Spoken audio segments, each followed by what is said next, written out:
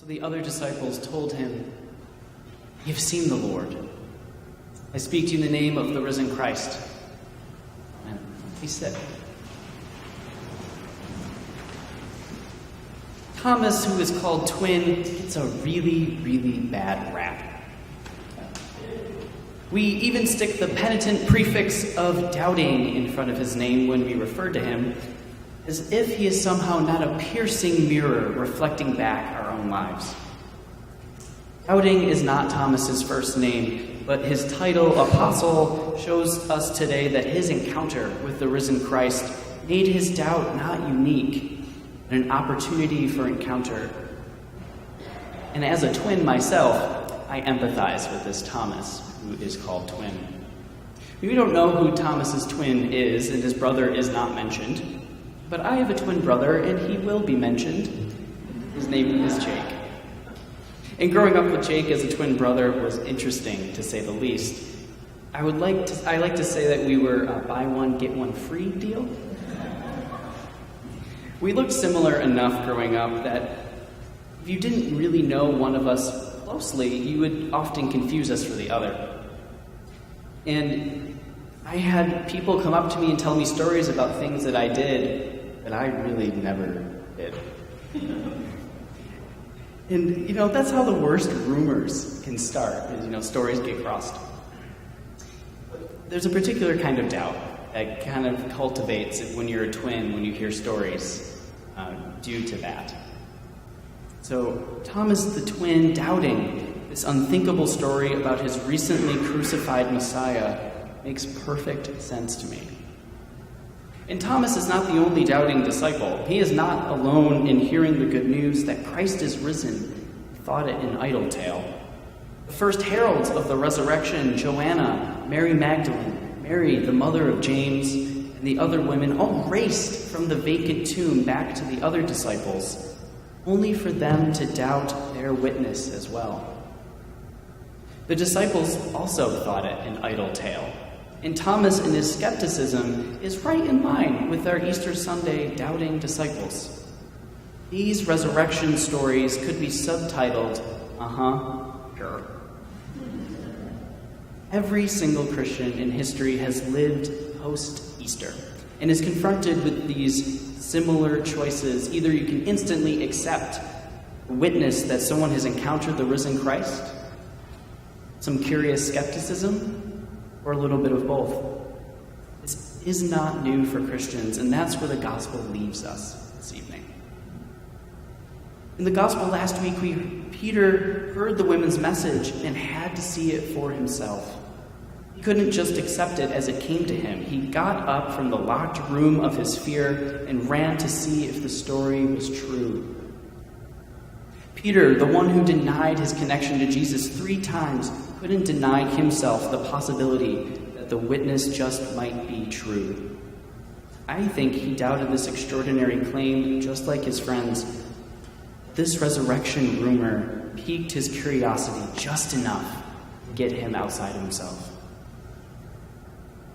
Our gospel reading this evening starts last week. It starts on Easter Sunday and ends where we are this evening, in an evening a week later. Peter found a tomb missing a body. Thomas was missing from the body of disciples altogether. Why was Thomas not with them? Where was he? Was he getting groceries? Or was he looking for Christ in all the wrong places? Wherever he was, he had to take his friend's word for it, or go and see Christ for himself.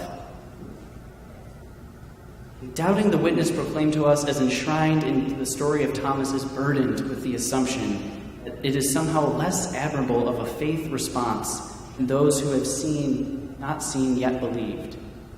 I don't know what a heart or life needs to look like for someone to be ready to believe just like that when they hear the story. They are certainly blessed.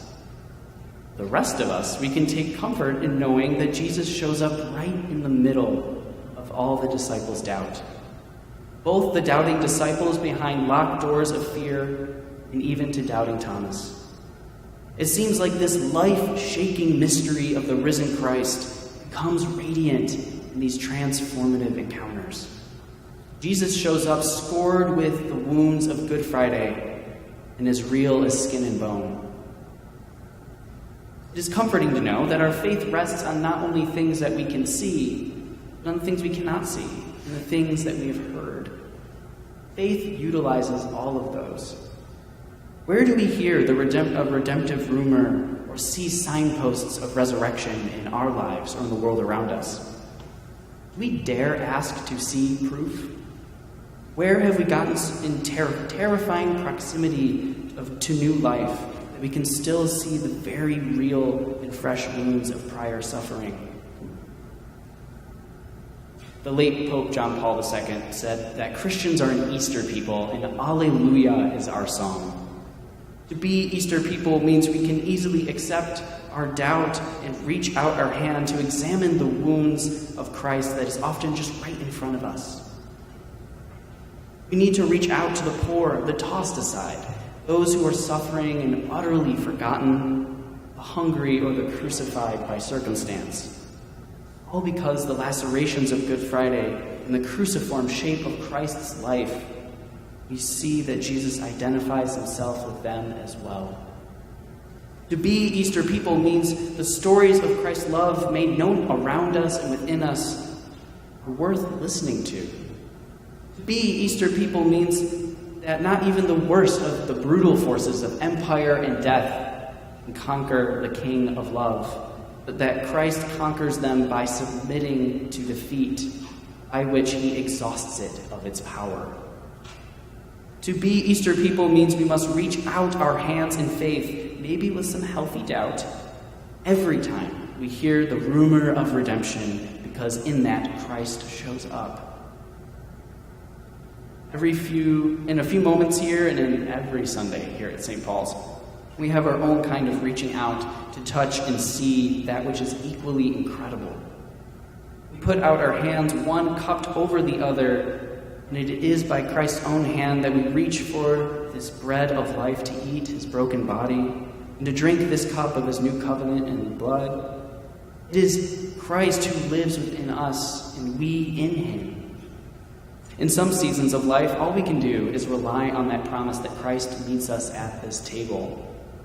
And in other seasons, that radiant encounter at the altar enables us to reach out our own hands to the wounds of the world all around us. And they are many. We can see it as far away as Sri Lanka, or as American and close by as the San Diego synagogue. It looks like family constellations being ravaged by war or addictions, or looks like the impoverishment of spirit in our rural and urban communities. Those sufferings, as Christ's sufferings, are just as worthy of our love and reverence as the sacrament of his body and blood. This is what Easter people must have eyes to see and ears to hear, that Christ identifies with them. We must reach our hands out. And in this reaching out, it is a proclamation in itself. The apostles got themselves in trouble. That's why they were thrown in front of a council, because they filled Jerusalem with a resurrection rumor. And that was dangerous to some people.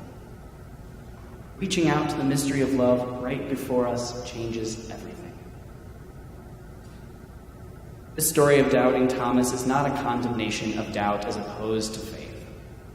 All I know today is that Jesus Christ seems to show up right in the middle of our doubt, and that doubt is turned to praise. To be Easter people means coming to this table recognizing that Christ continually offers himself to us in love, not for solace only, but for strength and courage to reach out beyond ourselves, to name the sufferings around us, and to point to new life that is blossoming right within even the darkest of places.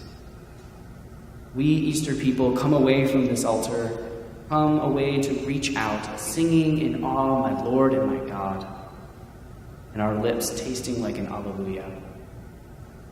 Amen.